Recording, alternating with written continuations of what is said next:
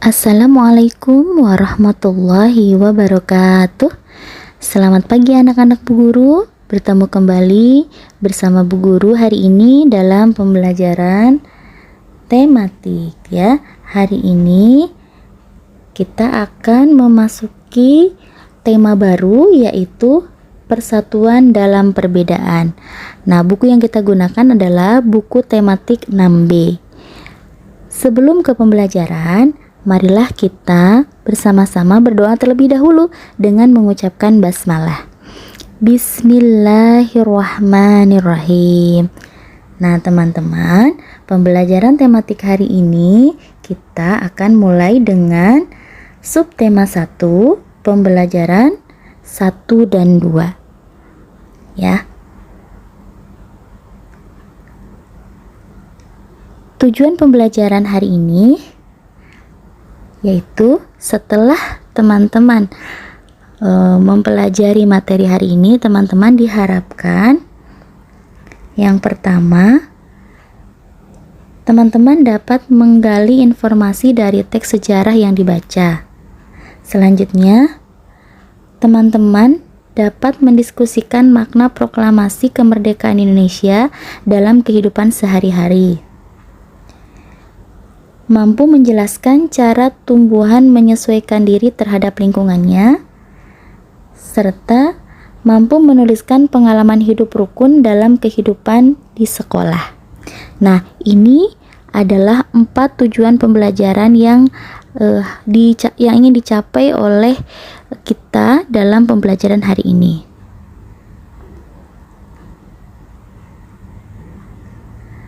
Masuk ke pembelajaran pertama, kita akan membahas bagaimana menggali informasi dari teks sejarah yang dibaca. Nah, ayo bacalah teks berikut dengan seksama. Teman-teman, silahkan buka buku paketnya ya. Kita akan bersama-sama membaca teks sejarah yang berjudul Peristiwa Rengas Dengklok dan Perumusan Teks Proklamasi. Ya. Ini ada di buku paket halaman 3 dan 4 ya. Nah, setelah selesai membaca teks tersebut, marilah kita sama-sama menjawab pertanyaan di buku paket halaman 4 untuk mengetahui informasi dari teks. Nah, di halaman 4 ada 5 pertanyaan ya teman-teman. Nah, kita akan menjawab kelima pertanyaan itu bersama-sama setelah membaca teks yang ada di halaman 3 dan 4. Baik, selanjutnya materi yang kedua adalah makna proklamasi kemerdekaan. Untuk makna proklamasi kemerdekaan ini, Indonesia telah mengalami masa pendudukan oleh berbagai negara kolonialis, mulai dari Belanda, Inggris, Spanyol, Portugis, hingga Jepang.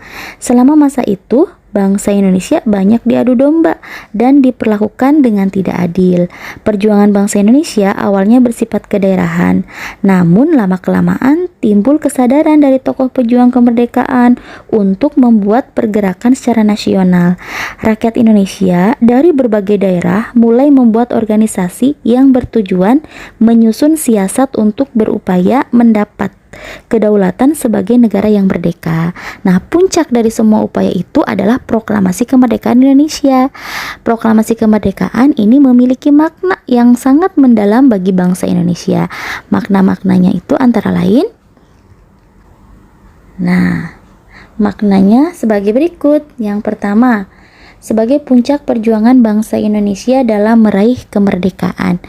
Ya, jadi peristiwa pemboman kota Hiroshima pada 6 Agustus 1945 dan kota Nagasaki pada 9 Agustus 1945 saat terjadi perang Pasifik membuat Jepang harus menyerah pada sekutu. Dibomnya kedua kota tersebut merupakan puncak dari penyerangan sekutu kepada Jepang. Pemboman itu telah membuat armada dagang serta pusat industri Jepang menjadi lumpuh. Jepang pun akhirnya menyerah dan melepaskan negara-negara yang didudukinya di Asia, termasuk Indonesia. Nah, kondisi ini dimanfaatkan oleh Indonesia untuk segera memproklamasikan kemerdekaannya. Makna yang kedua adalah bukti bahwa bangsa Indonesia merupakan bangsa yang mandiri. Nah, para golongan muda menginginkan agar proklamasi kemerdekaan ini tidak dicampuri oleh Jepang. Hal ini merupakan upaya untuk menunjukkan bahwa kemerdekaan Indonesia adalah hasil perjuangan bangsa, bukan hasil pemberian Jepang. Selanjutnya yang ketiga, menandai lahirnya bangsa Indonesia sebagai bangsa yang merdeka. Kehidupan masyarakat yang sengsara selama masa penjajahan membuat bangsa Indonesia bertekad menjadi bangsa yang merdeka. Peristiwa proklamasi kemerdekaan pada 17 Agustus 1945 menjadi pernyataan atas kemerdekaan bangsa Indonesia dari penjajahan. Makna yang keempat adalah mendapatkan pengakuan dunia luar.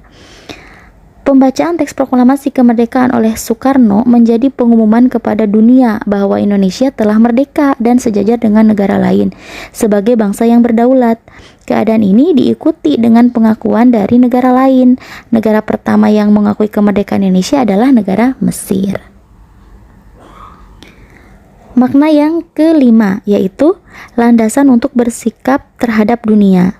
Nah, setelah proklamasi kemerdekaan, bangsa Indonesia menjadi bangsa yang merdeka dan bebas untuk menentukan sikap terhadap dunia. Indonesia juga berhak untuk ikut serta dalam organisasi negara-negara di dunia.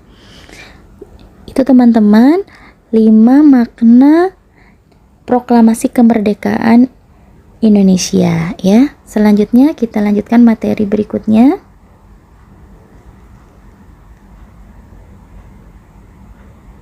Mengenai menjelaskan cara tumbuhan menyesuaikan diri terhadap lingkungannya.